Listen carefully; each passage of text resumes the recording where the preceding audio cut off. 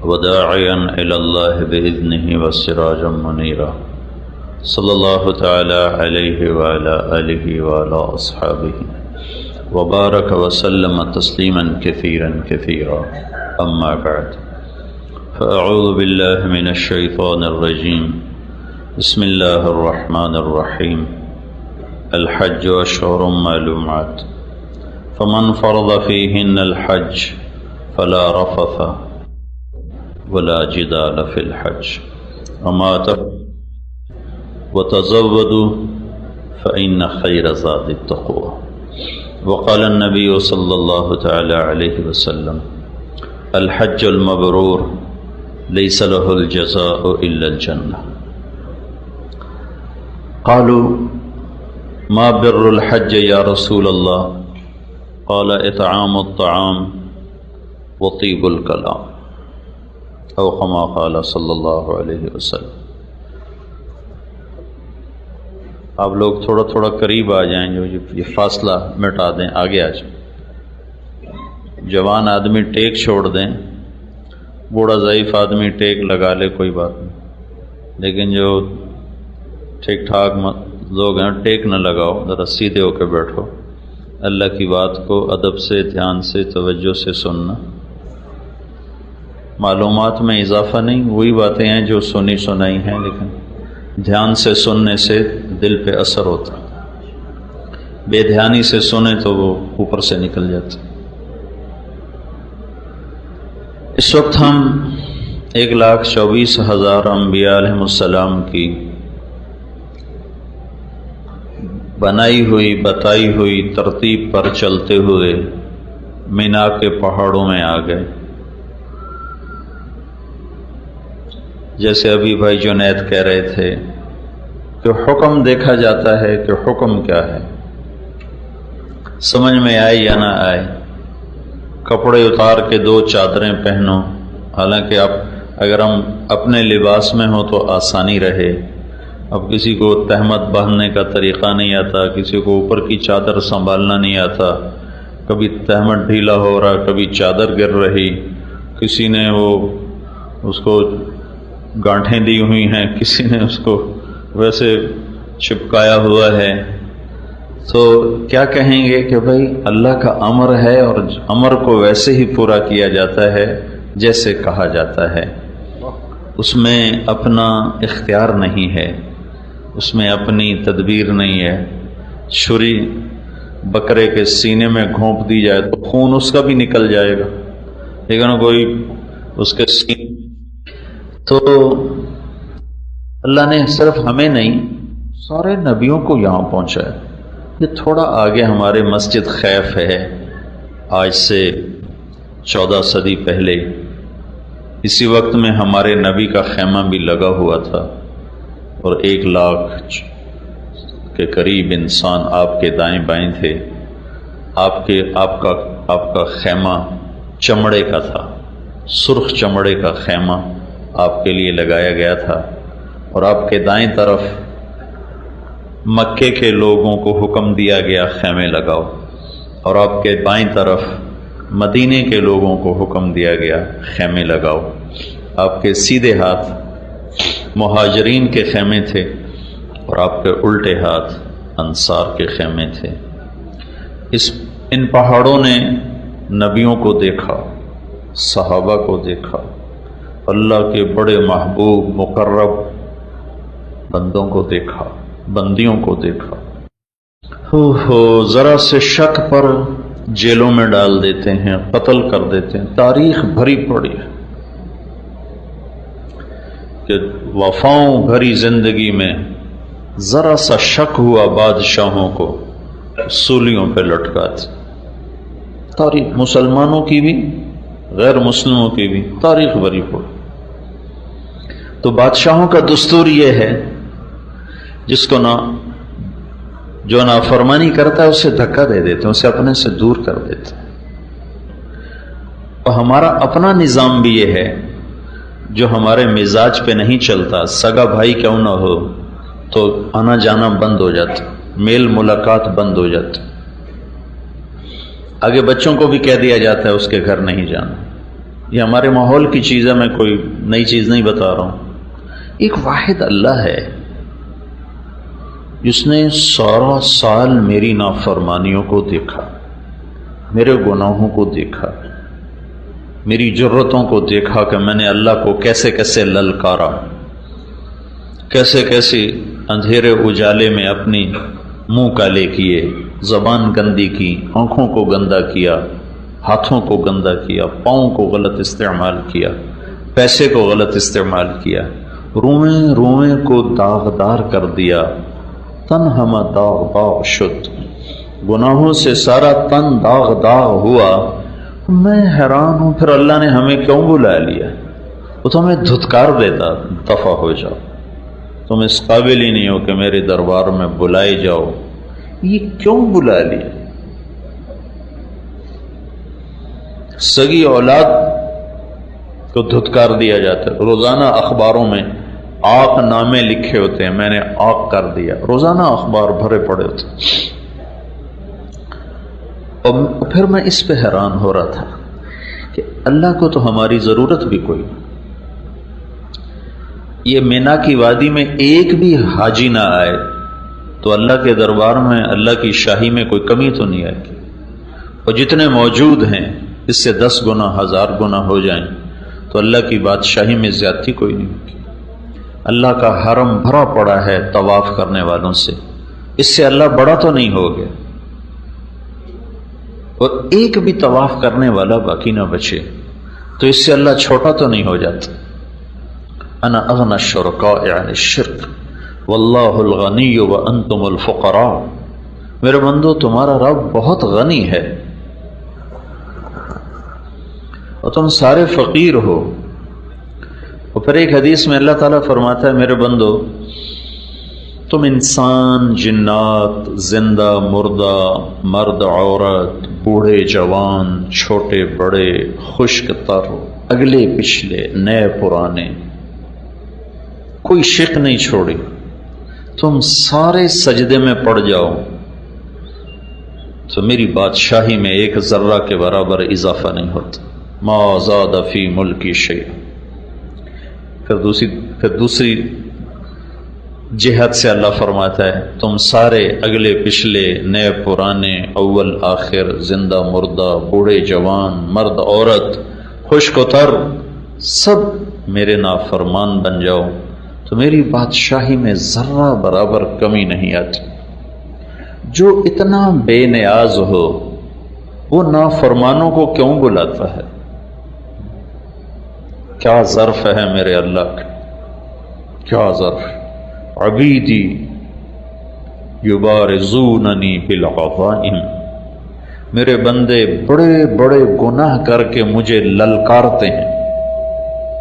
وَأَنَا أَكْلَأُهُمْ فِي مَضَاجِعِهِمْ كَأَنَّهُمْ لَمْ يَعْصُونِي، اور میں انہیں رات کو ایسی نیند سلاتا ہوں جیسے سارا دن انہوں نے میری کوئی نافرمانی کی ہی نہ ہو۔ تو بھائیو، سب سے پہلے تو ہم سب مرد عورت اللہ کا شکر ادا کریں۔ کہاں ہم اور کہاں یہ نکہت گل، نسیم صبح تیری مہربانی، کہاں منا۔ یہ سامنے اللہ کے نبی کا خیمہ لگا ہوا تھا، یہ سامنے مسجد خیف، اور ادھر یہ رائٹ سائڈ ہے مسجد خیف کی، تو ادھر پتہ نہیں یہاں ابو بکر کا خیمہ لگا ہو، یہاں عثمان کا خیمہ لگا ہو۔ مہاجرین کے خیمے ادھر تھے، انصار کے خیمے ادھر تھے، مکے کی سائیڈ انصار کے خیمے، مینا کی سائیڈ مہاجرین کے خیمے۔ ہمیں اللہ نے کیوں بلا لیا؟ میں تو نس نس میں نافرمانی رچی ہوئی، تو ہم تو اس قابل نہ تھے کہ اس یہاں آتے۔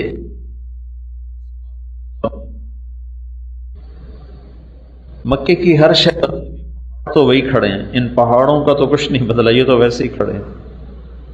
انہوں نے تو 14 صدی کے ہر قافلے کو آتے دیکھا ہے، 14 صدی کے ہر آنے والے مسافروں کو، حجاج کو دیکھا ہے، ان کا سسکنا، رونا، تڑپنا، ان پہاڑوں کے سامنے ہے، اور ہمارا ہنسنا لیانی غفلت وہ بھی دیکھا ہے، اتنی آسانیاں سہولتیں۔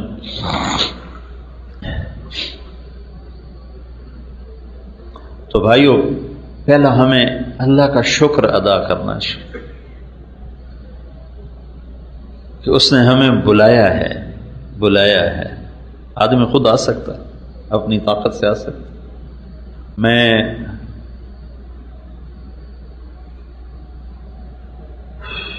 1991 میں حرم شریف سے نکلا، ایک جگہ میرا بیان تھا، تو جہاں یہ مکہ ٹاور ہے یہاں ٹیکسی سٹینڈ تھا، سامنے سڑک تھی، وہاں سے میں نے ٹیکسی لی، مسفلہ کی طرف جا رہا تھا، تو عرب تھا گاڑی چلانے والا، جو سامنے سے حاجی گزرے اس کو موٹی گالی دے، بڑی غلیظ گالی تھی۔ وہ میرے لباس سے وہ مجھے پاکستانی سمجھ کے مطمئن تھا کہ اس کو عربی نہیں آتی، لہذا وہ بہت بدتمیزی کا مظاہرہ کر رہا تھا۔ تو مجھے خیال آیا کہ مجھے اس کو دعوت دینی چاہیے، کوئی اس کو سمجھا دوں بھائی یہ اللہ کے مہمان ہیں، ایسی زبان استعمال نہ کرو۔ تو میں نے اس سے ایک دم عربی میں گفتگو شروع کی، تو وہ تھوڑا ہل گیا، اسے پتہ چل گیا بھائی اس کو سارا پتہ چل رہا تھا۔ تو میں نے اس سے تھوڑی آخرت کی بات شروع کی، تو وہ مجھ سے کہنے لگا مجھے دین کی کیا دعوت دیتے ہو، مجھے 10 سال ہو گئے میں نے بیت اللہ کی شکل نہیں دیکھی۔ مجھے یہ خیال آیا کہ یہ بدو ہوگا کسی گاؤں دیہات کا جو حج کے سیزن میں کمائی کرنے آ گیا، تو نہیں بیت اللہ گیا۔ تو میں نے کہا تم باہر سے آئے ہو حج کے سیزن کے لیے؟ کہنے لگا نہیں، میں مکے میں رہتا ہوں، مکی ہوں، میری 2 بیویاں ہیں، 10 برس سے میں نے حرم کے اندر قدم نہیں رکھا۔ تو میں ایک دم چپ ہو گیا صدمے کی وجہ سے۔ تو وہ مجھ سے کہنے لگا پریشان ہو گئے ہو؟ پریشان نہ ہو، مکے میں ایسے بے شمار لوگ ہیں جنہوں نے سال ہا سال سے بیت اللہ کی شکل بھی نہیں دیکھی، تو جنہیں وہ نہیں بلاتا انہیں اپنے پڑوس میں رہ کر بھی نہیں آنے دیتا، اور ہمیں اس نے کہاں سے بلایا، جہازوں پہ چڑھایا، گھر چھڑوائے۔ کوئی خوبی تو نظر نہیں آتی کہ جس وجہ سے ہم بلائے گئے ہوں۔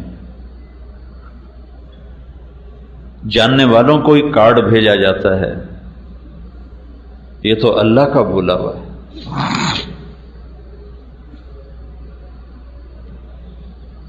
تو بھائیوں بہنوں، ہم سب پہ شکر واجب ہے کہ یا اللہ تیرا شکر ہے تو نے ہمیں بلایا ہے۔ میں نے گزشتہ رات بھی بات کی تھی، اس کو پھر دہراتا ہوں، ضروری ہے۔ حج کا احرام باندھنے کے بعد اللہ 3 چیزوں کا مطالبہ کرتا ہے۔ فمن فرض فیہن الحج فلا رفث ولا فسوق ولا جدال فی الحج۔ میرے بندو، جب احرام باندھ لو تو اب یہ احرام کی پابندیاں اگرچہ ظاہری طور پر حج سے متعلق ہیں، لیکن 3 چیزوں کا مطالبہ موت تک تم سے کرتا ہوں۔ لا رفث، زبان کے غلط استعمال سے توبہ کر لو، مرتے دم تک اپنی زبان کو غلط استعمال نہ کرو۔ آپ نے حضرت معاذ بن جبل سے فرمایا معاذ تمہیں سارے دین کا خلاصہ بتاؤں؟ سارے دین کا خلاصہ؟ کہا جی کیا ہے؟ تو مجھے دیکھیں آپ نے ایسے کیا، فزیکلی کر کے دکھایا، یہ نہیں فرمایا زبان پہ قابو پاؤ، یہ نہیں فرمایا، یوں کیا۔ معاذ وہ شخص ہیں جن کے ہاتھ میں قیامت کے دن علماء کا جھنڈا ہوگا، تو ان کو ایسے سمجھایا جیسے بچے کو سمجھایا جاتا۔ ایسے کیوں کیا؟ کہ دین کا مشکل ترین کام ہے اس زبان پہ قابو پانا۔ تو معاذ کہنے لگے یا رسول اللہ زبان پہ پکڑ ہوگی؟ تو آپ نے فرمایا معاذ کیا کہتے ہو، سب سے زیادہ جہنم میں دھکا دینے والی زبان ہے۔ تو اللہ کا ہم سے مطالبہ ہے جب تم اس پاک وادی میں آئے ہو تب اس زبان کی وَإِذَا تَصَابَتْ أُمَّتِي سَقَطَتْ مِنْ عَيْنِ اللَّهِ، جب میری امت گالیاں نکالنا شروع کرے گی تو اللہ کی نظروں سے گر جائے گی۔ ہمارے چھوٹے چھوٹے بچے گالیاں نکالتے،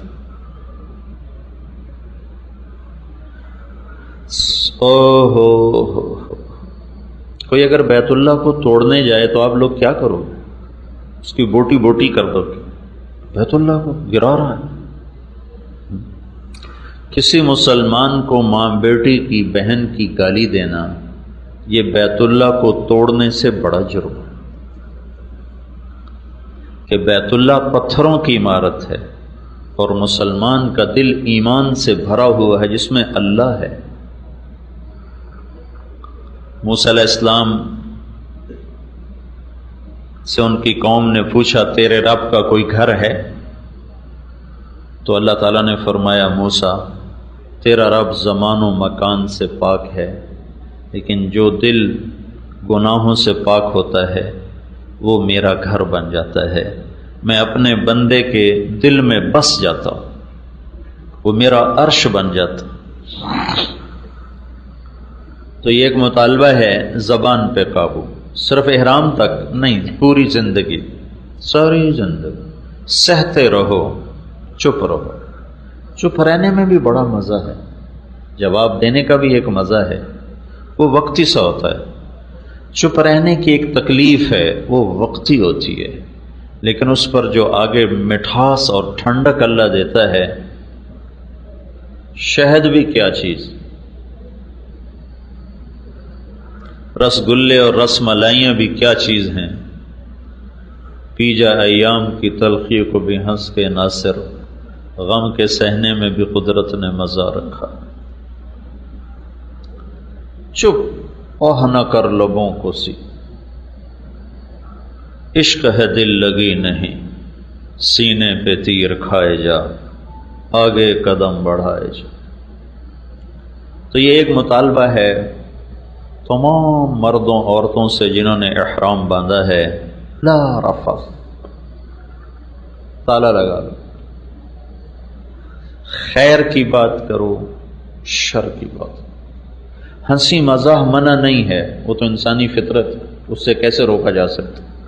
اللہ کے نبی ہنستے بھی تھے، مزاح بھی کرتے تھے، صحابہ آپ کے سامنے لطیفے بھی سناتے تھے، آپ بھی اس سے خوش ہوا کرتے تھے، ہنسا کرتے تھے۔ دل آزاری منع ہے، بے اکرامی منع ہے، کسی کی پگڑی اچھالنا منع ہے، کسی کو بے عزت کرنا منع ہے۔ اسلام تو ہمیں اوروں کے الزام بھی اپنے اوپر لینے کا سبق دیتے۔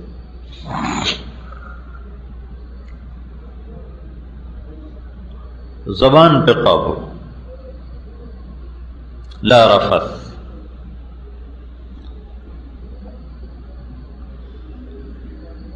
دوسرا مطالبہ ہے ولا فسوق، ولا فسوق۔ تمہاری زندگی میں جتنے کبیرہ گناہ شامل ہیں انہیں نچوڑ دو، آج دھو دو، اپنی زندگی سے نکال دو۔ عبادت کی سستی ہے، توبہ کرو۔ معاملات کی سستی ہے، توبہ کرو۔ اخلاق کی سستی ہے، توبہ کرو۔ معاشرت میں سستی ہے، توبہ کرو۔ بندوں اور تمہارے درمیان معاملات خراب ہیں تو اس کو بھی ٹھیک کرو، تمہارے اور تمہارے رب کے درمیان معاملات خراب ہیں تو اس کو بھی ٹھیک کرو۔ خلوت و جلوت کو اللہ سے آباد کر دو، لا فسوق۔ صرف حج کا مطالبہ نہیں، حج میں خاص طور پر ہے، اور موت تک کا مطالبہ ہے کہ اب ہماری تمہاری دوستی ہوگی، ہم نے تمہیں اپنے گھر بلایا ہے، تو میرے گھر آنے کے بعد تم مجھ سے بے وفائی نہ کرو۔ اور عاشقانہ انداز میں بلایا، اگرچہ ہمارے انداز عشق نہیں ہیں، لیکن حج کا مطلوب اصل میں عشق ہی ہے۔ اس لیے ہمیں عاشقانہ لباس پہنا ہے. زیب و زینت عاشق نہیں کیا کرتے. عاشق جو ہوتے ہیں نا وہ زیب و زینت سے بیزار ہوتے. عاشق ہویں عشق کماویں دل رکھیں وانگ پہاڑوں ہو. سہ سہ بدیاں ہزار غلامیں کر جانے باغ بہاروں ہو. منصور جے چک سولی دتے جڑے واقف کل اسراراں ہو. سجدیوں سر چائیں نہ باہو توڑے کافر کہن ہزاراں ہو. عاشق سوئی حقیقی جڑا قتل معشوق دے مننے. سر نو جوڑے تے منہ نہ موڑے بھویں 100 تلواراں کھنے. سچا عشق حسین دا باہو سر دتے تے راز نہ بننے. یہ عاشقانہ انداز ہے. زیب و زینت بیوی کو بھی نہیں دیکھ سکتے. خوشبو کے قریب نہ دیوانے بنو مستانے بنو. ڈھونڈو اپنے رب کو پاگلوں کی طرح. تیرے کوچے اس بہانے مجھے دن سے رات کرنا. کبھی اس سے بات کرنا کبھی اس سے بات کرنا. یہ اللہ کو پا لینے کا سفر ہے. لا الہ الا اللہ کلمہ معرفت ہے. اللہ کی پہچان کلمے سے. نماز اس کلمے کو تعلق سے بدلتی ہے. زکوٰۃ اس تعلق کو محبت سے بدلتی. روزہ اس محبت کو عشق سے بدلتا ہے. اور حج پھر عاشق کا سفر ہے معشوق کو ڈھونڈنے کا اور پا لینے کا.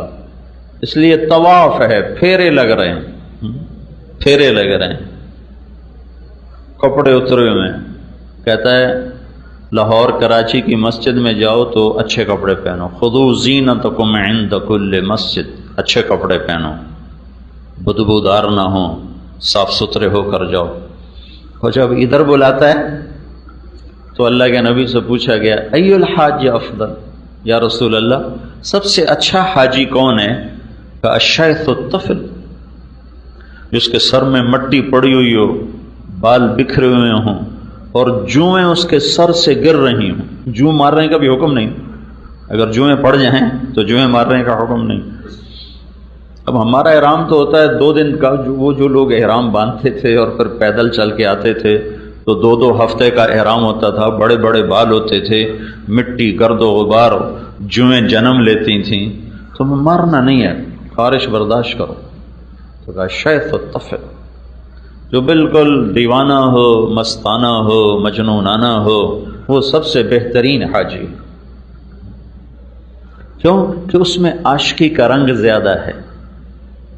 اس میں دیوانگی کا رنگ زیادہ ہے. ایک لڑکی بیت اللہ کا طواف کر رہی تھی. وہ کہہ رہی تھی اب الحب ان یخفى فکم قد کتمته فاصبح عندي قد اناخ وطنبا. محبت سے بہت اپنے آپ کو بچایا اور محبت نے خیمے گاڑ ہی دیے اور دل پہ قبضہ جما ہی لیا اور مجھے کسی کا دیوانہ بنا ہی دیا. نہ مجھے اپنا چھوڑا نہ کسی اور کا چھوڑا. تو جنید بغدادی رحمۃ اللہ علیہ 7 طواف کر رہے تھے. انہیں جب یہ شعر سنے تو انہوں نے کہا لڑکی تو بہت بے ادب ہے. بیت اللہ میں ایسے شعر پڑھتی ہیں. تو اس نے پھر شعر پڑھا لولت تقالم احجر عن طیب الوسن. جنید غلط نہ سمجھ میری بات کو. رات کے اندھیروں میں اللہ کے گھر کے طواف عشق ہی کرواتا ہے. تجھے اتنا بھی نہیں پتہ میں کس کے عشق میں کہہ رہی ہوں. تو جنید رحمت اللہ علیہ ذرا ٹھٹ کے سنبھلے کہ یہ لڑکی تو کچھ اور ہے. پھر اس لڑکی نے کہا جنید کس کا طواف کر رہے ہو؟ تو انہوں نے فرمایا بیت اللہ کا. تو وہ ہنسنے لگی اور یوں آسمان کی طرف نگاہ اٹھائی اور کہنے لگی یا اللہ تیرے بھی بندے کیسے دیوانے ہیں. تجھے چھوڑ کر پتھروں کا طواف کرتے ہیں. تیری بجائے پتھروں کا طواف کرتے. تو جنید فرماتے ہیں میں غش کھا کے گر گیا اور پھر مجھے اندازہ ہوا کہ وہ کس مقام کی بچی تھی. میں اس کو غلط سمجھا تھا. تو حج کا سفر اصل تو اللہ کو ڈھونڈنے کا سفر. اب یہ حج ٹور والوں نے سہولتیں دینے کے چکر میں سارا حج لڑائی بنا دی، ہمیں یہ نہیں ملا، ہمیں وہ نہیں ملا، ہمیں یہ نہیں دیا گیا، ہمیں وہ نہیں دیا گیا۔ وہ اصل جو تصور تھا وہ ختم ہی ہو کے رہے۔ کھانا ایسا تھا، بس ایسی خراب تھی، جگہ اتنی تنگ تھی، ہوٹل اچھا نہیں تھا۔ جس رب نے بلایا تھا کہ تیرا میرا کچھ تعلق ہو جائے، وہ تو محوی ہو گیا، بلبلیاں ہو گئی۔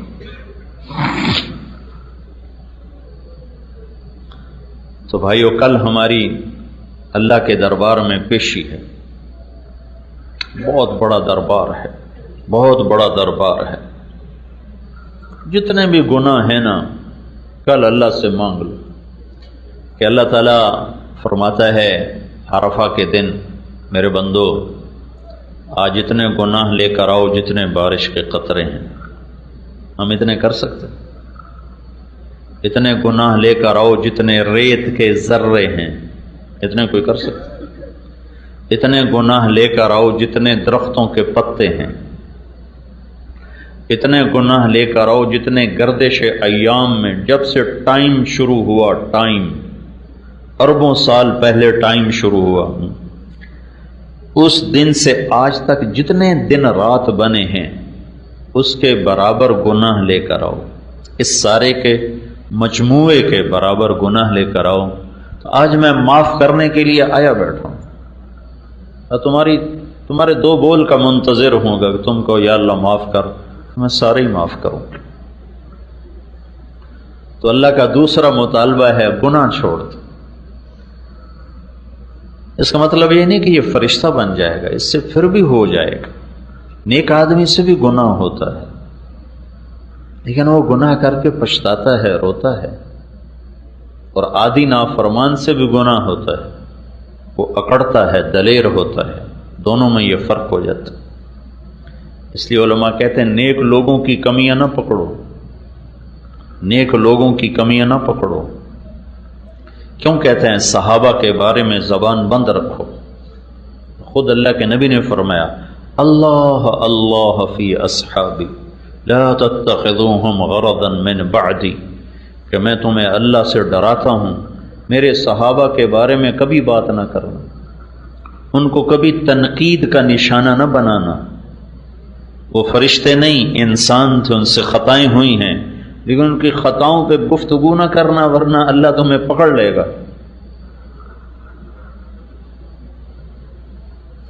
نیک لوگوں کی بات ہے، بدکار کی کمی کو دیکھ کر بھی اسے حقیر نہ سمجھو کہ پتہ نہیں کب توبہ کی توفیق نصیب ہو جائے، کب بخشا جائے۔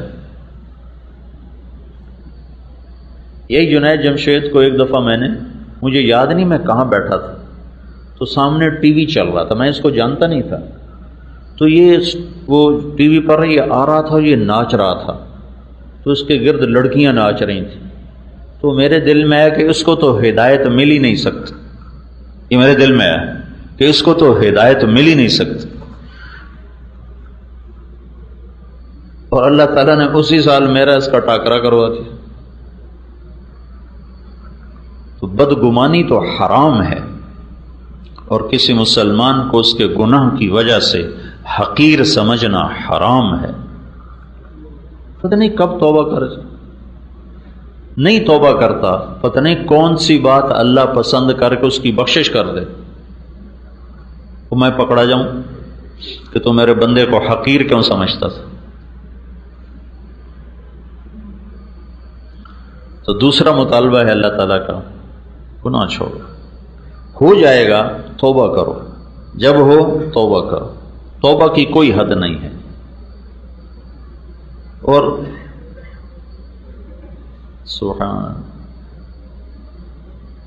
اللہ کے نبی کا فرمان ہے، اگر تم سارے نیک بن جاؤ، کوئی گناہ گار نہ ہو، تو اللہ تم سب کو موت دے کے جنت میں پہنچا دے گا، اور ایک قوم پیدا کرے گا جو گناہ کرے گی، پھر اپنے گناہوں پہ بیٹھ کے آنسو بہائے گی کہ یا اللہ معافی دے، پھر اللہ ان کو خوش ہو کے معاف کرے گا۔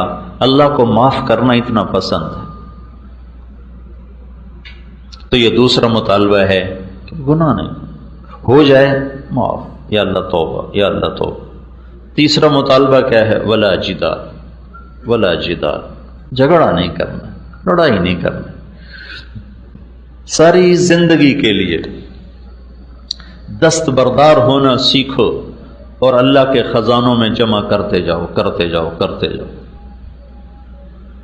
افرغ من کنزک عندی لا غرق ولا حرق ولا سرق، میرے بندے اپنا خزانہ میرے پاس جمع کرا دے، میرا بینک نہ ڈوبتا ہے، دنیا کے بینک تو ڈوب جاتے، میرا بینک نہ لٹتا ہے، دنیا کے بینکوں پہ تو ڈاکے پڑتے، میرا بینک نہ جلتا ہے، دنیا کے بینکوں میں تو آگ بھی لگ جاتی۔ اوفی کہو احوج ما تکون الیہ، جس دن تو سب سے زیادہ محتاج ہوگا میں تیرا سرمایہ کروڑوں گنا زیادہ کر کے تجھے واپس کرتا ہوں۔ جھگڑا نہیں کرنا ہے، لڑائی نہیں کرنا، سہ جانا ہے، پی جانا ہے۔ یہ تین مطالبے ہیں اللہ کے۔ ایک خوشخبری ہے چپ رہ جانے والے کی، اپنا حق چھوڑ دینے والے کی۔ آپ نے مدینے والوں سے فرمایا میرے بعد تمہیں تمہارا حق نہیں ملے گا، تم کیا کرو گے؟ تو نے ایسے کہا یا رسول اللہ ہم تلوار اٹھائیں گے اور اپنا حق وصول کریں گے۔ تو آپ نے فرمایا میں تمہیں اس سے بہتر چیز بتاؤں؟ کہا جی کیا؟ کہ تم صبر کرنا اور حوض کوثر پہ آ کر مجھ سے ملاقات کر لینا، میں ساری کمیاں تمہیں اللہ سے پوری کروا کے دے دوں، سارے حق میں دلوا دوں۔ خوشخبری صرف مدینے والوں کے لیے نہیں ہے، ہر اس بندے بندی کے لیے ہے جو اللہ کی رضا کی خاطر جھگڑا چھوڑ دیتا ہے اور حق سے دستبردار ہو جاتا ہے۔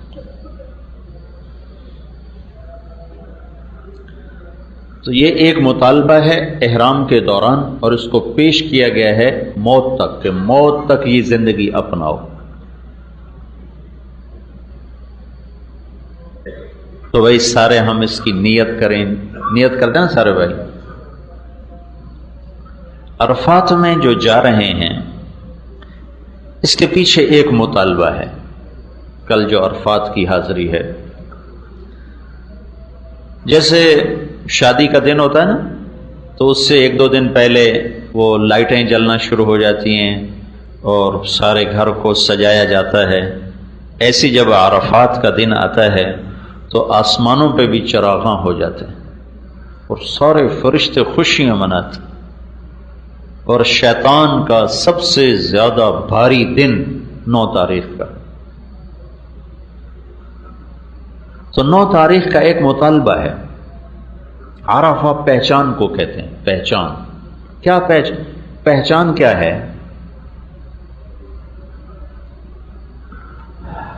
آدم علیہ السلام کو اللہ نے آسمان سے اتار کے سری لنکا پہنچایا اور حوا کو شام میں پہنچایا۔ جیسے مردوں میں یوسف علیہ السلام سب سے حسین ہیں، عورتوں میں حوا اللہ نے سب سے حسین بنا۔ ان جیسا حسن دنیا میں کسی عورت کو نہیں ملا قیامت تک۔ 40 سال میاں بیوی چلتے رہے روتے رہے، چلتے رہے روتے رہے۔ 40 برس کے بعد چلتے چلتے جبل رحمت کے قریب ایک طرف سے آدم علیہ السلام چل کے آ رہے تھے اور دوسری طرف سے اماں جان چل کے آ رہی تھیں، اور دونوں کا ٹاکرا اور آمنا سامنا اس میدان میں ہوا، پہچان کا میدان، عرفات پہچاننے کا میدان۔ دونوں اماں ابا نے یہاں بیٹھ کر اللہ سے توبہ کی اور معافی مانگی اور دعا کی اور روئے اور کہا ربنا ظلمنا انفسنا وَإِن لَّمْ تَغْفِرْ لَنَا وَتَرْحَمْنَا لَنَكُونَنَّ مِنَ الْخَاسِرِينَ۔ اللہ نے ان کی توبہ کو قبول فرمایا۔ تو عرفات میں جانے کا سب سے بڑا مقصد ہے کہ ہم جتنے مرد عورت جا رہے ہیں ہم وہاں جا کے توبہ کریں، توبہ، ایک ہے معافی مانگنا، ایک ہے توبہ کرنا۔ معافی مانگنا تو یہ ہے کہ یا اللہ میرے پچھلے معاف کر دے، اور توبہ یہ ہے کہ یا اللہ آئندہ بھی کوئی نہیں کروں گا، آئندہ بھی کوئی نہیں کروں گا۔ ایک صاحب کہہ رہے تھے اسی جاویدہ ہے، پچھلے معاف کرا کے آ جاویدہ، پھر شروع ہو جاویدہ ہے۔ تو یہ معافی مانگنے والا طبقہ تو بہت بڑا ہوتا ہے، توبہ کرنے والا کوئی کوئی ہوتا ہے۔ تو ہم نے توبہ کرنے جانا ہے، اور اللہ کی بارگاہ میں بڑا اونچا عمل ہے توبہ۔ اور وسعت رحمت ایسی ہے کہ اللہ تعالیٰ یوں فرماتے ہیں، میرا بندہ اتنے گناہ کر کے آسمان کی چھت کو لگا دے، پھر صرف ایک دفعہ کہہ دے یا اللہ معاف کر، تو میں سارے معاف کروں گا۔ قارون کو جب زمین میں دھنسایا جا رہا تھا، سورہ قصص میں 2 رکوع اس کے اللہ نے اتارے ہیں اس کی مذمت اور برائی میں، اور وہ تو موسیٰ علیہ السلام کی منتیں کرنے لگا، مجھے معافی دے دو، مجھے معافی دے دو، مجھے معافی دے دو۔ اور موسیٰ علیہ السلام کہتے رہے زمین کو اور پکڑو اور پکڑو اور پکڑو۔ جب وہ سارا زمین میں دھنس گیا تو موسیٰ علیہ السلام نے تو اللہ تعالیٰ نے ارشاد فرمایا، موسیٰ تیری منتیں کرتا رہا، تو نے معاف نہ کیا، میری عزت کی قسم ایک دفعہ مجھ سے معافی مانگتا میں باہر نکال دیتا۔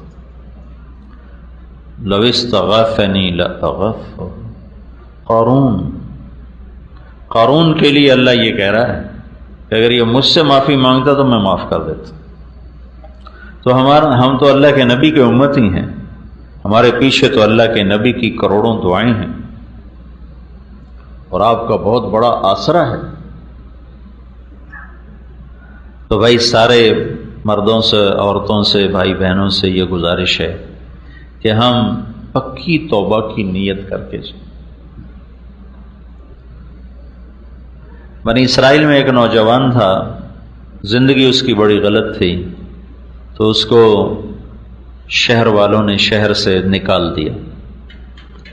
شہر سے نکلنا ایک قسم کی موت ہوتی تھی اگر قطع تعلق ہو، کہ اسباب زندگی باہر تھے ہی نہیں، تو کچھ عرصہ تو وہ جیا، پھر جب اسباب زندگی ختم ہوئے تو بھوک نے ڈیرا ڈالا، فاقوں نے گرا دیا، اور بیماری نے گھیرا، موت سر پہ آن کھڑی ہے۔ تو اس نے دائیں بائیں دیکھا، کوئی میرا مددگار ہو، کوئی میرا بچانے والا ہو، لیکن سارا شہر ہی اس کے خلاف تھا۔ پھر اس نے ایسے آسمان کو دیکھا اور کہنے لگا، یا من لا تضرہ الذنوب ولا تنقصہ المغفرہ، اے وہ ذات جسے معاف کرنے سے کوئی کمی نہیں آتی اور عذاب دینے سے وہ بڑا نہیں بن جاتا، مجھے سب نے چھوڑ دیا ہے، میں نے ساری زندگی تیری نافرمانی کی، میں تجھ سے معافی مانگتا ہوں، مجھے معاف فرما دے، میں نے تیرے بارے میں سنا ہے تو بڑا غفور الرحیم۔ موت کے وقت کی تو توبہ قبول ہی نہیں ہوتی، لیکن اللہ جو چاہے کر دے۔ جب وہ مرا تو اللہ نے موسیٰ علیہ السلام سے فرمایا، میرا ایک دوست جنگل میں مر گیا ہے، اس کے جنازے کا انتظام کرو، جو اس میں شرکت کرے گا اس کی بھی بخشش ہو جائے گی، جو اس کے کفن دفن میں شریک ہوگا اس کی بھی بخشش ہو جائے گی۔ تو لوگوں نے جب سنا تو انہوں نے دوڑ لگائی، آگے دیکھا تو وہی نوجوان آوارہ گرد۔ تو انہوں نے موسیٰ علیہ السلام سے عرض کی، اس کو تو ہم نے شہر بدر کیا تھا اس کی نافرمانی کی وجہ سے، یہ اتنا مقرب کیسے بن گیا کہ اس کے کفن دفن میں شریک ہوں تو بخشے جائیں۔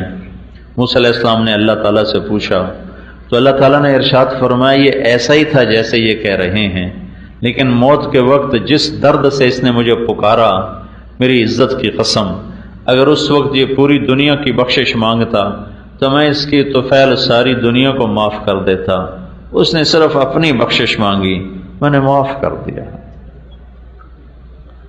تو بھائی سب سے گزارش ہے کہ حج کی بہت بڑی چیز ہے اور حج کا بہت سر فہرست مطالبہ ہے کہ ہم عرفہ میں توبہ کے لیے جا رہے ہیں، تو سارا مجمع توبہ کی نیت کرے۔ توبہ کیا ہے؟ جو پچھلے گناہ کیے یا اللہ وہ معاف کر دے، جو آئندہ زندگی ہے اس میں نہیں کروں گا، سب معاف ہو گیا۔ ہاں کسی کا حق دبایا ہوا ہے، وہ گناہ معاف ہو گیا، حق معاف نہیں ہوا، وہ واپس کرنا ہوگا۔ اللہ کے نبی نے فرمایا کہ شہادت ہر گناہ دھو دیتی، لیکن اگر شہید بھی کسی کا حق مار کے مرا ہوگا تو اللہ اسے قیامت کے دن بولے شہید شہید، نبیوں کے بعد جن کے درجے ہیں شہید، اللہ تعالیٰ فرمائیں گے اس کا حق ادا کرو جو تو نے دبایا تھا۔ وہ کہے گا یا اللہ وہ تو لاہور میں تھا، کراچی میں تھا، پشاور میں تھا، پنڈی میں تھا، یہاں تو نہیں۔ تو اللہ تعالیٰ فرمائیں گے میں نے وہ منگوا لیا ہے، ادا کرو۔ کہا جی کدھر ہے؟ کہا جاؤ فرشتوں سے، اللہ کہے گا اس کو جہنم میں لے جاؤ۔ تو جہنم کے 7 حصے ہیں، جہنم، حطمہ، لظہ، سعیر، سقر، جحیم، حاویہ۔ حاویہ منافقین کے لیے ہے، وہ حق حاویہ میں پڑا ہوگا۔ شہید جہنم کے سارے حصوں سے گزرتا ہوا حاویہ میں آئے گا اور اسے اٹھا کر اوپر جائے گا، جب کنارے پر آئے گا تو اللہ دھکا دے گا اور پھر نیچے گرے گا۔ یہ شہید کے ساتھ معاملہ ہے۔ تو عام آدمی اگر کسی کا حق مار کے مر گیا تو وہ کدھر جائے گا؟ کہاں سے نجات پائے گا؟ تو بھائیو توبہ کرنی ہے، توبہ کرنی، خاص طور پر لوگوں کے حقوق کے بارے میں بہت حساس معاملہ ہے آخرت کا۔ دوسری چیز اس مینا کی وادی سے متعلق ہے، یہاں جو ہم احرام باندھ کے بیٹھے ہوئے ہیں، کفن میں ہیں، یہاں ایک بہت بڑی داستان بکھری پڑی ہے مینا کی وادیوں میں، پہاڑوں میں، چوٹیوں پر۔ یہاں ابراہیم علیہ السلام اور اسماعیل علیہ السلام نے ایک داستان اپنے خون سے لکھی تھی، جو ہر آنے والے مرد عورت سے مطالبہ ہے کہ آج کے بعد اپنے جذبوں سے زندہ نہ رہو، ابراہیمی جذبوں سے زندہ رہو کہ یا اللہ تجھ پر ہر شے قربان، ہر شے تیری، تجھ پر قربان۔ یہ جذبہ اللہ مانگ رہا، جذبات کی قربانی، احساسات کی قربانی اور اپنے مال و متاع کی قربانی۔ 84 سال عمر تھی ابراہیم علیہ السلام کی جب اللہ نے بیٹا دیا، 84 برس کی عمر۔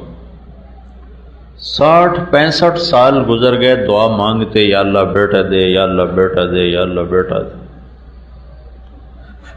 اور فلسطین سرسبز زیتون، امرود، انگور کے باغات میں اللہ تعالیٰ نے رکھا ہوا ہے، بیٹا ملا، 2 ہفتے نہیں گزرے تھے کہ اللہ نے کہا نظروں سے دور کر دو۔ کہاں لے جاؤں یا اللہ؟ کہا جہاں ہم کہیں۔ کہ مجھے کیا پتہ تو کہاں کہے گا؟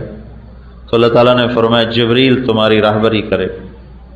تو جبریل انسانی شکل میں ایک اونٹ پر سوار ہو کر آئے، اور سارا، ہاجرہ اور اسماعیل اور ابراہیم علیہ السلام یہ دوسرے اونٹ پر ساتھ چلے، اور جبریل آپ کو لے کر مکہ پہنچے۔ چاروں طرف کالے پہاڑ، جبل ابی قبیس، صفا، مروہ، جبل عمر، جو اب جبل پتہ نہیں اس وقت کیا نام تھا۔ تو یہ چاروں پہاڑوں کے اندر بیت اللہ ایک ٹیلہ تھا۔ جب یہاں پہنچے تو جبریل نے کہا یہاں اپنی بیوی اور بچے کو چھوڑ کے آؤ، واپس چلے جاؤ۔ تو ابراہیم علیہ السلام جیسی ہستی جنہوں نے آگ میں گرتے ہوئے اف نہ کی، جب یہ بات سنی تو ان کو ایک دم حیران ہو کر فرمایا یہاں کیسے چھوڑ دو؟ یہاں تو نہ پانی نہ سایہ۔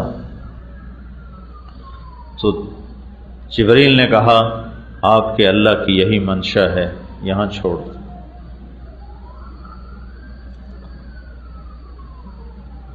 تو جب ان کو چھوڑ کر چلنے لگے تو وہ حیران پریشان. وہ تو مصر کی شہزادی تھی ہاجرہ، مصر کے بادشاہ نے اپنی بیٹی نکاح میں دی تھی. حیران پریشان، یہ کیا کر رہا ہے ہمارے ساتھ؟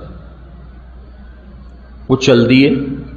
وہ کہنے لگیں کیا کر رہے ہو، کدھر چھوڑ کے جا رہے ہو، کیوں چھوڑ کے جا رہے ہو؟ اور آگے حکم ہے جواب بھی نہیں دینا، خاموش، چپ کر کے جا رہے. اونٹنی کی نکیل پکڑی اور جا رہے. کدئی ایک جگہ آتی ہے جہاں اب یہ زمزم کا پانی وہاں مہیا کیا جاتا ہے. یہ بیت اللہ سے کوئی 3 کلومیٹر کا فاصلہ ہے. یہاں تک میاں بیوی چلتے آ رہے ہیں اور ہاجرہ فریادیں کرتی آ رہی. آپ ذرا سوچو ابراہیم کے دل پہ کیا گزر رہی ہو. صرف نبی نہیں ہے، خامد بھی تو ہے، باپ بھی تو ہے، انسان بھی تو ہے. کیا گزر رہی ہو. اس امت کو گھر چھوڑنا پہلے دن سے سکھایا گیا. اس امت کی ابتدا ہی گھر چھوڑنے سے، بیوی بچے چھوڑنے سے ہے کہ ان کو دنیا میں دین پھیلانے کا کام ملنا تھا. تو اللہ نے ان کو پہلے سے تربیت فرمائی کہ یہ اللہ کے کلمے کے لیے گھر چھوڑنے والے بنے. 3 میل کے بعد ان کو خیال آیا یہ اللہ کا رسول ہے، کہیں اوپر سے کوئی حکم نہ آیا ہو. تو پھر فرمانے لگیں اللہ امرک، کیا اللہ نے کہا ہے؟ تو ابراہیم علیہ السلام نے ایسے سر ہلایا تو ایک دم ہاجرہ کے جذبات بدل گئے. وہ تن گئیں، کہنے لگے اذن لن یضیعنا اللہ، جاؤ چلے جاؤ، میرا رب مجھے کبھی ضائع نہیں کرے گا. تو کیا حشر ہوا ہوگا اس معصوم بچے کے. 3 دن میں پانی ختم ہو گیا، کھانا ختم ہو گیا. ایک چھاگل میں پانی تھا تھوڑا سا، کچھ زیادہ رہا تھا، کچھ کھانا تھا. اگر اللہ چاہتے تو ختم ہوتے ہی چشمہ نکال دیتے. اللہ کی کیا حکمت ہے کہ اسماعیل کی چیخیں ہیں اور وہ ایڑیاں رگڑ رہا ہے، اور ماں بے قرار ماہی بے آب کی طرح تڑپتی ہے، ہائے میں کیا کروں، ہائے میں کیا کروں. پھر جب نہیں رہا گیا اور اس کا رونا برداشت نہیں ہوا تو بھاگ کے صفا پہ چڑھ گئے. حالانکہ پتہ تھا کچھ بھی نہیں ہے، کچھ بھی نہیں. دیکھا دور دور تک کوئی امید و آس. پھر نیچے اترے. جہاں دوڑتے ہیں وہ وادی تھی، وہاں بچہ نظروں سے اوجھل ہو گیا تو وہاں دوڑ لگائی تاکہ بچے کو جلدی سے دیکھ سکوں. جب بچہ نظر آنے لگا تو پھر آہستہ ہو گئے. پھر مروہ پہ چڑھی، پھر صفا پہ، پھر مروہ. میں شکر ادا کرتا ہوں کہ اماں 7 چکروں میں ہی تھک گئی. اگر وہ 14 لگا لیتی تو ہمارا کیا حال ہوتا. ساڑھی تو انہیں 7 تے بس ہو جاتی. 7 چکروں کے بعد وہ گر گئیں. وہ جی نہ چاہا کہ بچے کو کے پاس جاؤں، میں ہی گر گئی. اور اس نا امیدی میں کہ میں یہاں مر جاؤں وہ وہاں مر جائے، میں بچے کو مرتا دیکھ نہیں سکتا. تو بڑی یاس بھری نظروں سے بچے کی طرف دیکھا تو اللہ کا غیبی نظام حرکت میں آ چکا تھا. جبریل پہنچے ہوئے تھے انسانی شکل. تو انہوں نے دیکھا ایک آدمی میرے بیٹے کے پاس ہے. تو پھر جیسے بجھتی شمع بھڑکتی ہے ایک دم اٹھی اور بھاگی.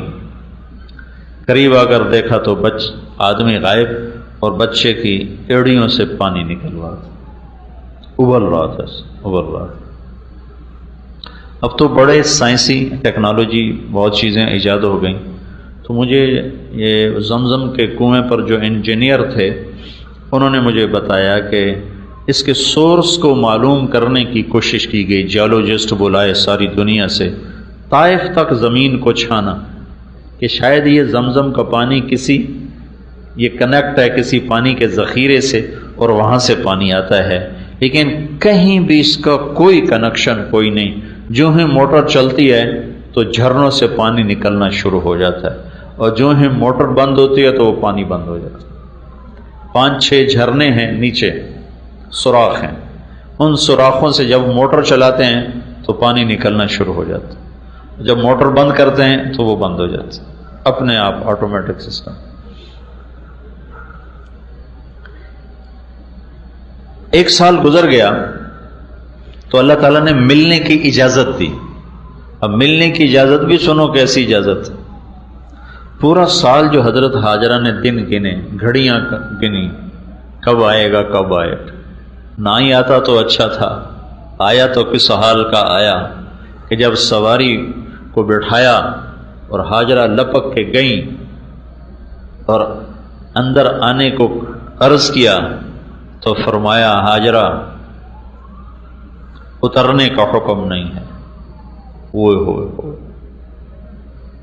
بس سواری پر بیٹھے بیٹھے ملنا ہے، اترنے کا حکم نہیں۔ تو ہاجرہ کے صبر کے آنسو چھلک پڑے کہ اچھا میں اللہ کے امر پر راضی ہوں، مجھے اجازت ہے آپ کا منہ ہاتھ دھو دوں، آپ مٹی مٹی ہیں، آپ کے پاؤں دھو دوں، سر دھو دوں، اجازت کہاں اجازت۔ اونٹنی پر بیٹھے بیٹھے بیوی نے خامد کی خدمت کی۔ عورت کی سب سے بڑی متاع خامد ہوتا ہے، اور خامد ابراہیم جیسا ہو تو اس کی جدائی کیسی ہوگی۔ بچے کو گود میں لیا، بوسہ دیا، ہوگی، اور جب وہ بھاگنے لگا، دوڑنے لگا، اچھلنے لگا تو حکم ہو گیا جاؤ اور جا کے ذبح کر دو۔ یا آئے تھے ایک دفعہ ملنے، یا اب آ رہے ہیں ذبح کرنے۔ کس عمر میں؟ 94 سال کی عمر، 92 سے 94 سال کی عمر تھی۔ 92 سال کا بندہ تو مرغی نہیں ذبح کر سکتا، اسے کہا جا رہا جا کے بچے کو ذبح کر دو۔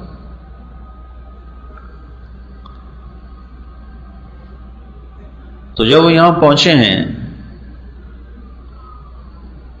تو ہاجرہ سے کہا بچے کو تیار کر دو، میں اسے سیر کرانے جا رہا۔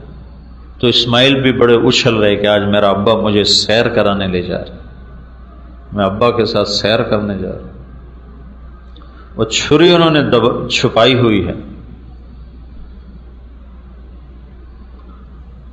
لے کر نکلے ہیں تو پیچھے شیطان آ گیا ہاجرہ کے پاس۔ تجھے خبر ہے یہ کہاں لے کے گیا؟ سیر کرانے کا؟ نہیں، ذبح کرنے جا رہا ہے۔ تو انہوں نے فرمایا وہ اللہ کا نبی ہے، وہ ایسا نہیں کر سکتا۔ تو شیطان نے کہا اللہ نے تو کہا ہے کہ ذبح کرو۔ تو ہاجرہ نے کہا پھر تو شیطان ہوگا جو اللہ کے حکم کو روکتا ہے، دفع ہو جا میری نظروں سے۔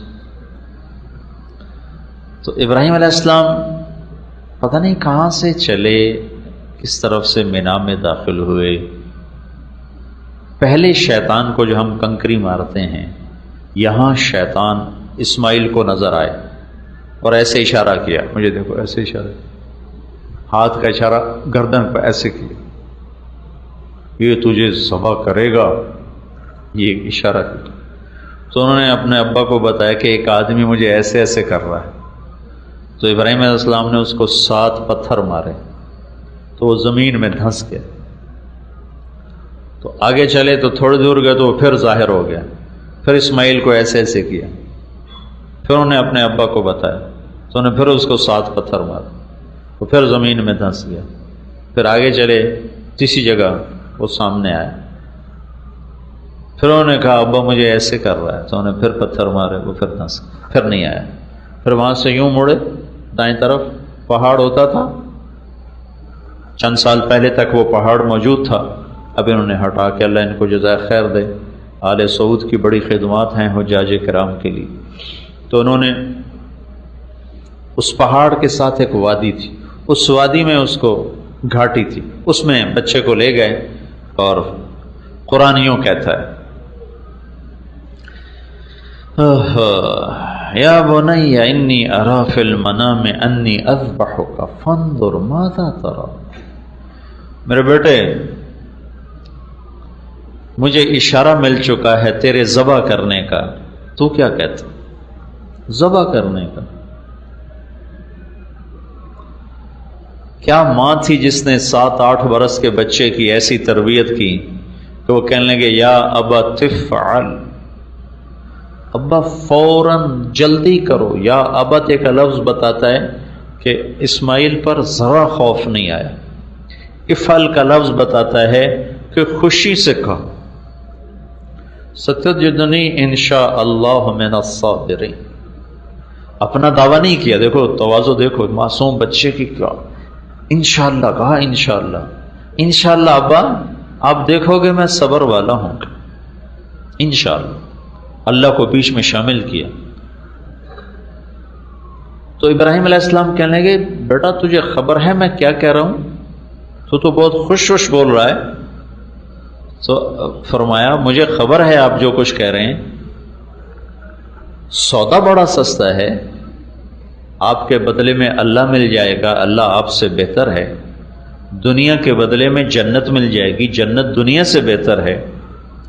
پھر بچے کا ذہن ماں کی طرف چلا تو اسماعیل فرمانے لگے ہاں مجھے اپنی ماں کا خیال آ رہا ہے، اسے بہت دکھ ہوگا میرے مرنے کا، تو آپ ایسا کریں ابا میں آپ کو اپنا کرتا اتار کے دیتا ہوں، یہ آپ میری نشانی رکھ لیں اور میری ماں کو جا کے دے دیں، جب وہ مجھے یاد کیا کرے گی تو میرا کرتا دیکھ لیا کرے گی، اور آپ اپنے کرتے میں مجھے کفن دے کر ادھر ہی دفن کر دینا، مجھے مکے نہ لے جانا، وہاں نہ لے جانا، ادھر ہی دفن کر دینا۔ اور یہ معصوم بچہ اپنے باپ کو نصیحت کر رہا ہے میرے ہاتھ پاؤں باندھو کہیں میرا پاؤں تجھے لگ نہ جائے۔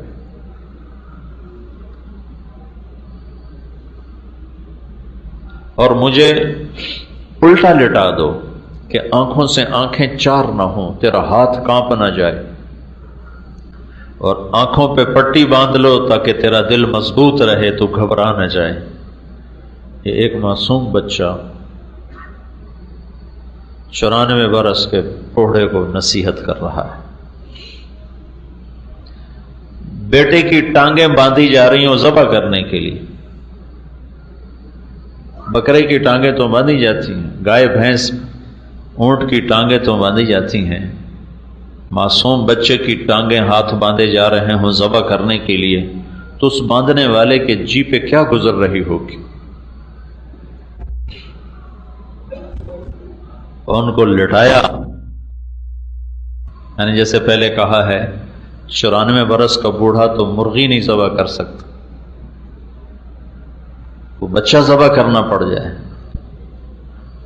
تو اپنا گھٹنا ان کے کمر پہ رکھا اور ان کے سر کے بال پکڑے اور یوں اس کو اٹھایا، سر کو اٹھایا تاکہ نیچے سے چھری چلا سک، ایسے سر کو اٹھایا اور یوں، اللہ کیا منظر ہوگا، یوں آسمان کی طرف دیکھا اور کہا یا اللہ تو مجھ سے ناراض ہو گیا ہے، تو کیا سمجھتا ہے کہ اسماعیل کی محبت میرے دل میں تجھ سے زیادہ ہے؟ نہیں نہیں بالکل نہیں، تو دیکھ میں تیرے نام پہ اسے ذبح کر رہا، اور اگر کوئی میرا تو امتحان لینا چاہتا ہے میں تیرے امتحان کے قابل نہیں ہوں، مجھے معاف کر دے۔ یہ ایسی فریاد تھی کہ ساتوں آسمان کے فرشتوں میں چیخ و پکار مچ گئی، چھری کو چلا دیا، اللہ اکبر، سبحان اللہ۔ اللہ میں ویسے ہی کہتا بکرے ذبح کرو، ابراہیم سے بھی بکرے ذبح کروا دیتا۔ یہ کہانی ساری کیوں کروائی ہے؟ ایک مطالبہ ہے کہ اللہ پر ہر جذبہ قربان کرو، اپنے غلط نفع قربان کرو، غلط جذبے قربان کرو، اپنے غلط راہوں کو قربان کرو، اپنے غلط مفادات کو قربان کرو، اس کے لیے جتنی بھاری قیمت دینی پڑے دے جاؤ۔ چھری چلی، کیسے چلی؟ چلانے والا چلائے تو چلے، نہ گردن کے نیچے کوئی لوہا آیا، نہ چھری موم بنی، نہ چھری نشان بھی نہ ڈال سکی۔ ایک دفعہ چلائے، دوسری دفعہ چلائے، تیسری دفعہ چلائے، نہیں چلی۔ پھر اٹھے اور جا کر اس کو تیز کر رہے ہیں. کیا کہانی ہے، کیا داستان ہے. چھری تیز کر رہے ہیں. پھر جب اٹھ کے واپس آئے ہیں تو اللہ تعالیٰ نے کہا جبریل میرا خلیل جوش میں،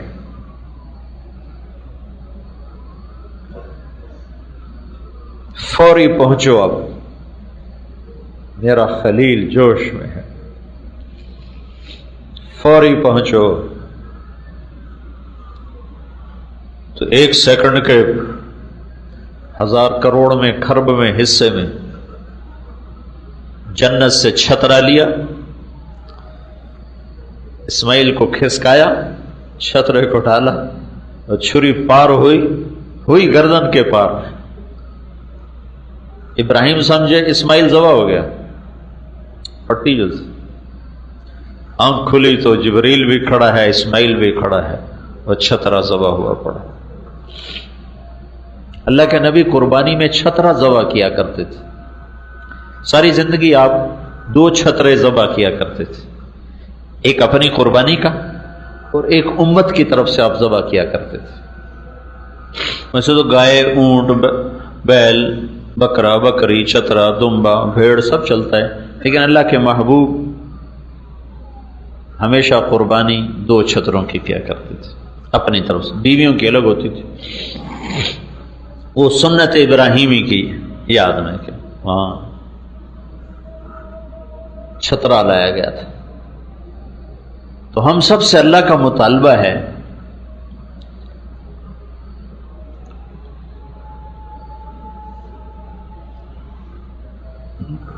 کہ اب جب ہم اس میدان میں آ گئے ہیں تو اب اپنی چاہتیں چھوڑ دیں، اللہ کے اور اللہ کے محبوب کی پسندیدہ زندگی اور چاہتوں پر اپنی چاہتیں قربان کرتے جائیں، قربان کرتے جائیں، قربان کرتے جائیں. یہ حج کی روح ہے، روح حج. ایک حج کے ظاہری اعمال کل میں نے بتائے تھے، آج پھر آخر میں بتا دوں گا. وہ اتنا مشکل نہیں، آسان ہے. اور اگر کوئی کمی بیشی ہو جائے تو اس کے لیے دم ہے، بکرا دے دیا جائے، وہ اس کی کمی پوری ہو جائے گی. لیکن ایک حاجی توبہ نہیں کرتا تو اس کی تو کوئی تلافی. ایک حاجی مینا میں آ کر اپنے جذبے نہیں بدلتا تو اس کی کوئی تلافی. جذبے بدل. دنیا کے لیے نہیں جینا، اللہ کے لیے جینا ہے. بیوی بچوں کے لیے نہیں جینا، اللہ کے لیے جینا ہے. اپنی ذات کے لیے نہیں جینا، اللہ کے لیے جینا ہے. اللہ کو پانے کا سفر ہے زندگی، اللہ کو ڈھونڈنے کا سفر ہے زندگی، اللہ تک مل جانے کا سفر ہے زندگی. باقی تو راستے کی چیزیں. عبد الرحمن الناصر اسپین پہ 50 برس حکومت کی. کہنے لگا ایک دفعہ اپنی زندگی کے خوشی کے دن گنے تو 50 سال میں صرف 14 دن خوشی کے گزرے. اللہ کو چھوڑ کر جس چیز کو بھی لوگ موضوع بنائیں گے تو دکھوں کا شکار ہو جائے. تیسری چیز ہمیں حج کی، جو روح حج میں سے جو تیسری چیز ہے وہ اللہ کے محبوب کی طرف سے ہمیں ملی ہے. اللہ کے رسول صلی اللہ تعالی علیہ وسلم نے آخری حج کیا. میں نے تھوڑا سا رات بتایا تھا، جب آپ مدینہ سے چلے تو آپ کے ساتھ 12,000 کا مجمع تھا. جب آپ مینا میں پہنچے ہیں تو یہ مجمع 1 لاکھ سے بڑھ چکا تھا، اور جب آپ عرفات میں پہنچے ہیں تو یہ کوئی 1.25 لاکھ کے قریب یہ مجمع ہو چکا تھا. اس مجمع کو لے کر آپ عرفہ میں پہنچے ہیں، پھر وہاں سے آپ 10 تاریخ کو واپس آئے ہیں. اسی بڑے شیطان کے پاس آپ نے کنکر مارے ہیں. پھر 9 تاریخ کے خطبے کو دہرایا ہے، کل انشاءاللہ وہ پیش کروں گا میں. اس میں ایک جملے کا اضافہ کیا ہے، فَلْيُبَلِّغِ الشَّاهِدُ الْغَائِبُ. میرا پیغام آگے پہنچایا جائے، میرا پیغام آگے پہنچایا جائے. تو حج کی تیسری ذمہ داری جو ہمیں ملتی ہے وہ دعوت کا کام ہے، وہ تبلیغ کا کام ہے. یہ اللہ کا احسان ہے کہ اس نے ہمارے خطے کے میں اس کو مرکزیت عطا فرمات، بر صغیر کو اللہ تعالیٰ نے چن لیا۔ ساری دنیا کے انسانوں تک یہاں سے لوگ پہنچ رہے ہیں، اور دنیا سے لوگ یہاں آ کر اس محنت کو سیکھ رہے ہیں، اور ان صحابہ اور تابعین تبع تابعین پہلے 300 سال کو چھوڑ کر پچھلے 1100 سال میں ایسی محنت وجود میں نہیں آئی، اور ایسا مؤثر اور ایسا پر اثر کام پچھلے 11 صدی میں نہیں، 3 صدی کو تو کوئی مل نہیں سکتا کو اللہ کے نبی کی شہادت، لیکن پچھلی 11 صدیوں میں امت کو جتنا نفع پہنچا ہے اس دعوت کی محنت سے، وہ ایک فقید المثال چیز اور ایک عجائب غرائب قدرت میں سے۔ تو بھائیو، تیسری چیز جو ہمیں ملتی ہے اس حج کی نسبت سے، وہ دعوت الی اللہ ہے۔ اس کو آپ تبلیغی جماعت کی طرف منسوب مت کریں۔ میرا نبی براہ راست کہہ رہا ہے فَلْيُبَلِّغِ الشَّاهِدُ الْغَائِبُ، میرا پیغام جو مینا میں حاضر ہو جائے الف لام کے ساتھ، کہ قیامت تک جتنے لوگ مینا میں آئیں گے وہ میرا پیغام آگے پہنچائیں گے۔ تو اس کو واپس جا کر مینج کریں کہ کچھ وقت ہم اس دعوت کے مبارک کام کے لیے نکالیں۔ اپنے دنیا کے کاموں کو تو ہم وقت دے ہی رہے ہیں، اس میں داخل کریں، اضافہ کریں اس مبارک محنت کا، اس مبارک کام کا، جس سے اوروں تک دین پہنچے، اوروں تک کلمہ پہنچے۔ پوری امت کا اجتماعی جرم ہے کہ ہم 6 بر اعظم میں بسنے والے انسانوں تک اللہ کا پیغام نہیں پہنچا رہے۔ اور اس امت میں میں ہندوستان کے ایک بہت بڑے بزرگ ہیں مولانا کلیم صدیقی صاحب، وہ وہاں غیر مسلموں میں دعوت کا کام کر رہے ہیں، اور لاکھوں کی تعداد میں لوگ اسلام میں داخل ہو چکے۔ پرسوں مجھے ملنے آئے ہوئے تھے تو ان کے ساتھ انہوں نے ایک آدمی کا تعارف کروایا کہ اس کا نام تھا بلبیر سنگھ۔ یہ بابری مسجد کو جنہوں نے گرایا تھا اس کی قیادت کرنے والا یہ شخص تھا، اور اب اس کا نام عامر ہے۔ تو بابری مسجد پر پہلی کدال چلانے والا وہ شخص تھا جو پرسوں وہاں بلڈنگ میں آیا ہوا تھا۔ اب اس کی ماشاءاللہ اتنی بڑی داڑھی تھی، اتنا بڑا اس کا محراب تھا، تو پہلی کدال اس نے چلائی۔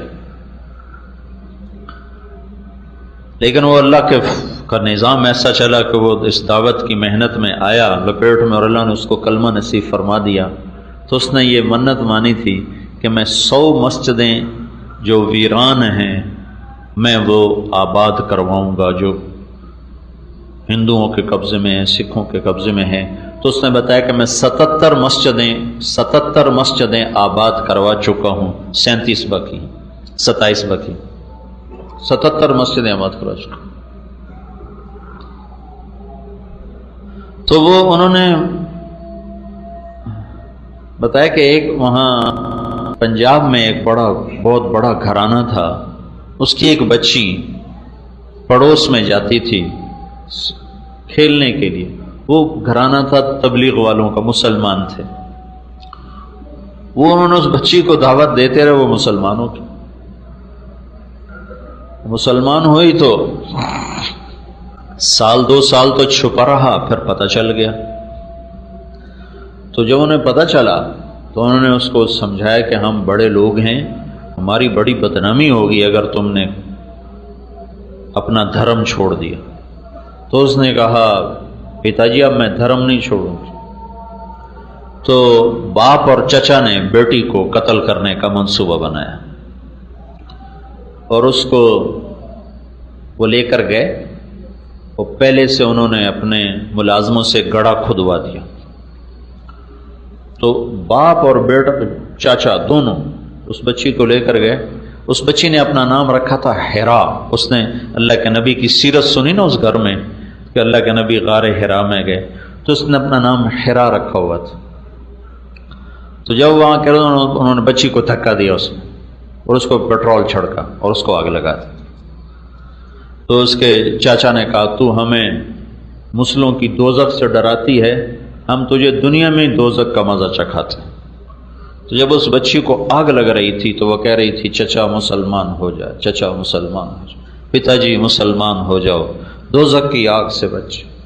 وہ کہنے لگی یا اللہ تو گواہ ہے، میں نے تیری محبت میں یہ سب کچھ برداشت کیا ہے اور مجھے جہنم کی آگ سے بچا دے. اور وہ آخری سانس تک یہی کہتے رہے پتا جی مسلمان ہو جاؤ، چاچا مسلمان ہو جاؤ. تو جب وہ واپس آئے تو چچا بہت سنگ دل تھا، وہ مار دھاڑ والا تھا، لیکن باپ تو باپ تھا، وہ گر گیا چارپائی پر. مہینہ نہیں گزار سکا تو اپنے بھائی سے کہنے لگا مجھے مسلمان کر ورنہ میں مرتا ہوں. مجھے بچی کی چیخیں سونے نہیں دیتی. انہوں نے کہا ایک کو مارا اب تجھے بھی ماروں.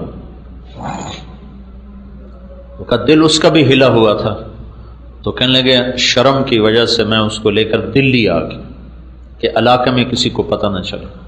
اور دلی میں ایک مسجد کے امام سے کلمہ پڑھوایا. 2 دن کے بعد اس کا انتقال ہو گیا.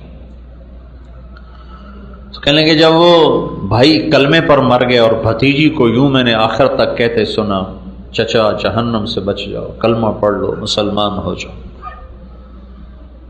تو مجھے راتوں کو میری نیند اڑ گئی، مجھے اس کی چیخیں سنائی دیں، مجھے اس کی آوازیں سنائی دیں.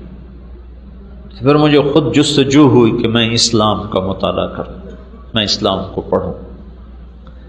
تو پھر میں نے اسلام کے بارے میں پوچھنا شروع کیا تو آہستہ آہستہ اللہ تعالیٰ نے مجھے کلمے کی توفیق دی، میں مسلمان ہوا. پھر میں نے اللہ سے مانگا یا اللہ جو میں نے اپنی بھتیجی کو جلایا اس کا مجھے دنیا میں کوئی اس کے کفارے کی توفیق عطا فرما. اسلام میں نے چھپایا ہوا تھا تو میں ان کا بہت بڑا لیڈر تھا. تو ایک جگہ ہندوؤں نے منصوبہ بنایا مسلمان بچے بچیوں کے اسکول کو جلانے کا اور اس میں ان کو بند کر کے جلا دینے کا. تو میں اس منصوبے میں شریک تھا. تو اس میں کوئی 300-350 بچے بچیاں پڑھتے تھے. تو کہنے لگے راتوں رات میں گیا اور ان کے لیے خفیہ دروازے بنوائے راتوں رات. اور پھر جب صبح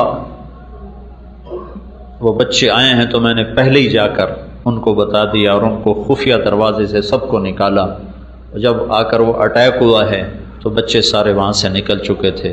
تو اس کے بعد میری روح کو سکون ہوا ہے کہ اب میں سکون کی نیند سوتا ہوں کہ میں نے 300 بچوں کی زندگی بچائی ہے.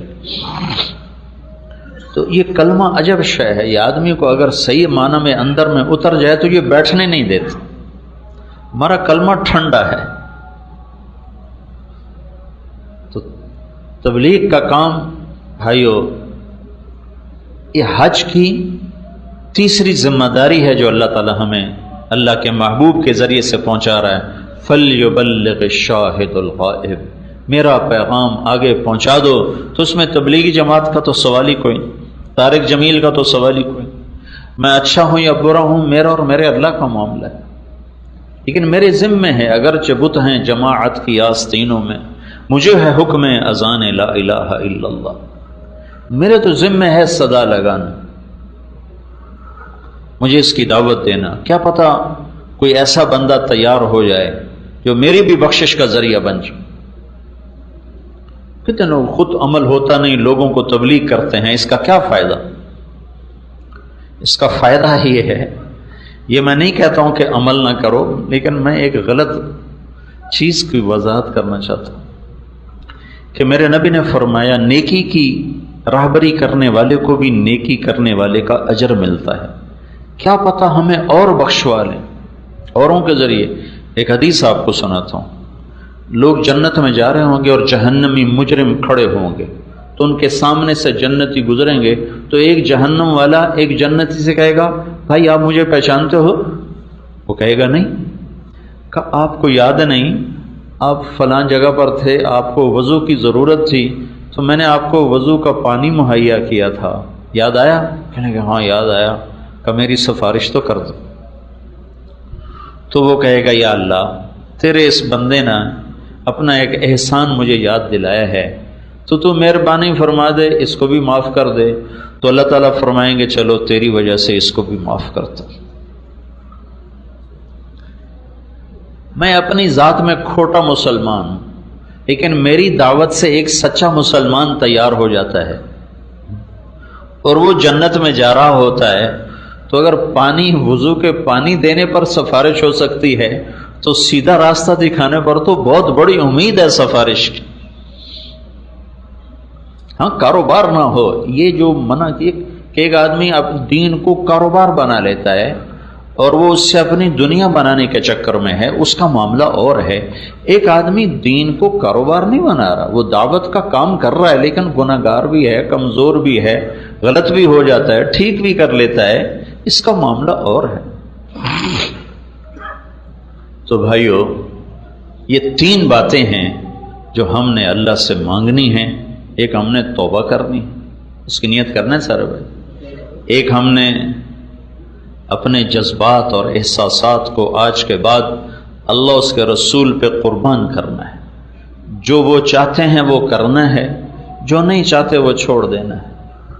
اور ایک ہم نے دعوت کا کام یہاں سے لے کر اسی وادی میں میرے نبی نے 10 تاریخ کو بھی بیان کیا، 11 تاریخ کو بھی بیان کیا، اور اس میں فرمایا فَلْيُبَلِّغِ الشَّاهِدُ الْغَائِبُ، میری بات آگے پہنچاتا، میری بات آگے پہنچاتا۔ تو بھائیو میری ساری بات کا خلاصہ، ہم نے اپنی زبان کی حفاظت کرنی ہے، ہم نے کبیرہ گناہوں سے بچنا ہے، ہم نے لڑائی جھگڑے سے بچنا ہے، ہم نے توبہ کرنی ہے، ہم نے اپنے جذبوں کو اللہ رسول پہ قربان کرنا ہے، ہم نے دعوت کے کام کو کرنا ہے۔